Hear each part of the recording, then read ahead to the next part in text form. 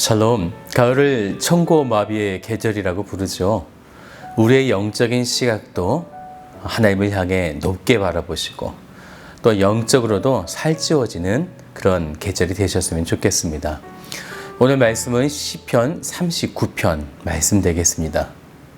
제 39편 다윗의 시 인도자를 따라 여두둔 형식으로 부르는 노래. 내가 말하기를 나의 행위를 조심하여 내 혀로 범죄하지 아니하리니 악인이 내 앞에 있을 때 내가 내 입에 재갈을 먹이리라 하였도다. 내가 잠잠하여 선한 말도 하지 아니하니 나의 근심이 더 심하도다. 내 마음이 내 속에서 뜨거워서 작은 소리로 읊조릴 때 불이 붙으니 나의 혀로 말하기를 여호와여 나의 종말과 연한이 언제까지인지 알게 하사 내가 나의 연약함을 알게 하소서. 주께서 나의 날을 한 뼘 길이만큼 되게 하시매 나의 일생이 주 앞에는 없는 것 같사오니 사람은 그가 든든히 서 있는 때에도 진실로 모두가 허사뿐이니이다. 진실로 각 사람은 그림자같이 다니고 헛된 일로 소란하며 재물을 쌓으나 누가 거둘는지 알지 못하나이다. 주여, 이제 내가 무엇을 바라리요? 나의 소망은 주께 있나이다. 나를 모든 죄에서 건지시며 우매한 자에게서 욕을 당하지 아니하게 하소서. 내가 잠잠하고 입을 열지 아니함은 주께서 이를 행하신 까닭이니이다. 주의 징벌을 나에게서 옮기소서. 주의 손이 치심으로 내가 쇠망하였나이다. 주께서 죄악을 책망하사 사람을 징계하실 때에 그 영화를 좀먹음같이 소멸하게 하시니 참으로 인생이란 모두 헛될 뿐이니이다. 여호와여, 나의 기도를 들으시며 나의 부르짖음에 귀를 기울이소서. 내가 눈물 흘릴 때 잠잠하지 마옵소서. 나는 주와 함께 있는 나그네이며 나의 모든 조상들처럼 떠도나이다. 주는 나를 용서하사 내가 떠나 없어지기 전에 나의 건강을 회복시키소서. 시편 39편의 표제가 인도자를 따라 여두둔 형식으로 부르는 노래 이렇게 되어 있어요. 여두둔, 아삽과 헤만과 같이 다윗의 악장으로 찬양단을 지휘하는 그런 자입니다. 이 여두둔이란 표제는 시편 62편과 77편에도 등장하는 다윗의 대표적인 음악 지도자 가운데 한 명인 거죠. 이것을 보면 다윗이 하나님을 향하여 찬양을 올려드릴 때 꽤 짜임새 있고 제대로 하나님을 향해 노래했다는 것을 우리는 알 수 있는 거죠. 특히 시편 39편이 언제 쓰여졌는지 정확하게 알 수는 없지만 인생이 그 헛됨을 이렇게 고백하는 것을 보면 지금 이 시가 그 쓰여질 때는 노년의 임종을 눈앞에 두고 질병의 고통으로 하나님께 호소하는 시로 보여집니다. 그러다 보니 이 시의 전반적인 분위기가 좀 암울합니다. 죄와 질고로 얼룩진 삶을 영위하다가 마침내 죽어 영영이 사라져야 하는 이 땅에서의 인생의 허망함과 더불어 그 죄로 인해 하나님의 심판을 받게 된다는 인식이 이 시편 전체의 배경으로 깔려있기 때문이죠. 1절을 같이 볼까요? 내가 말하기를 나의 행위를 조심하여 내 혀로 범죄하지 아니하리니 악인이 내 앞에 있을 때에 내가 내 입에 재갈을 먹이리라 하였도다. 다윗의 행위를 조심하여, 이 조심하여 이것은 지키다라고 하는 의미를 가지고 있는데요. 또 다른 의미로는 절제하다라고 하는 의미를 가지고 있습니다. 지금 다윗은 자신의 삶의 자세나 생활 방식을 통제하고 조심하며 절제한다라는 거죠.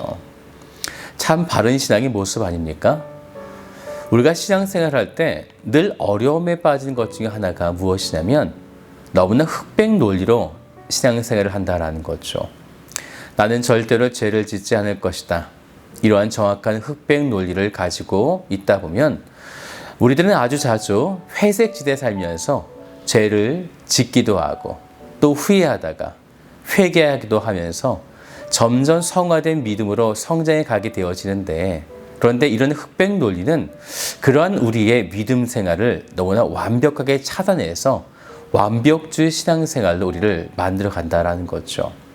그래서 자신을 누구보다 잘 알고 있었던 다윗이 절제한다라는 의미로 에쉬메라, 바로 조심하여 라고 이렇게 고백하고 있는 것입니다.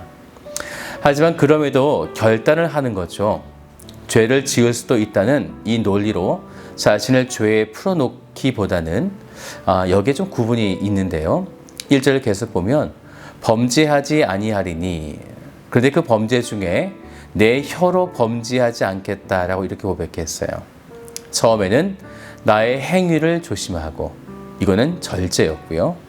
그런데 내 혀로는 범죄하지 않겠다. 행위의 타락성보다 이 혀의 타락성을 좀 더 깊게 다윗은 바라보고 있는 거죠. 어제 뉴스를 보니까 학폭을 당했던 어떤 젊은 여성이 또 어떤 유튜버에게 말이라고 하는 혀로 지속적인 고통을 받게 되자 자신의 생명을 끊고 마감하게 되는 것을 보았습니다. 이 혀의 범죄가 얼마나 무서운지를 보여주고 있는 거죠.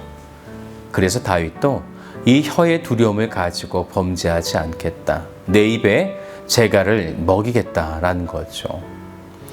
이 혀로 얼마나 하나님을 배반하고 모욕하고 저주하였는가. 그래서 다윗은 2절에서 잠잠하여 선한 말조차 하지 않겠다는 거죠. 잠잠하여라고 하는 말은 히브리어로 네엘 라무타라고 해서요, 혀를 묶다라는 그런 표현이에요. 얼마나 침묵하였는지 선한 말조차 아무 말도 하지 않은 것입니다. 그러다 보니 자신의 내면이 불에 탄 것 같은 뜨거운 고통을 느낀다는 거예요. 3절에 내 마음이라는 표현은 내 심장이라고 하는 이 원어의 뜻을 가지고 있는데, 아무 말도 하지 못하고 그저 참고 또 참다 보니 내 심장이 타들어가는 듯한 고통을 지금 다윗이 느끼고 있는 거죠. 이렇게까지 참아보셨습니까? 심장이 타들어가는 때까지요. 그리고 그가 이제 4절에 하나님께 이렇게 작은 소리로 고백합니다. 여호와여, 나의 종말과 연한이 언제까지인지 알게 하사 내가 나의 연약함을 알게 하소서.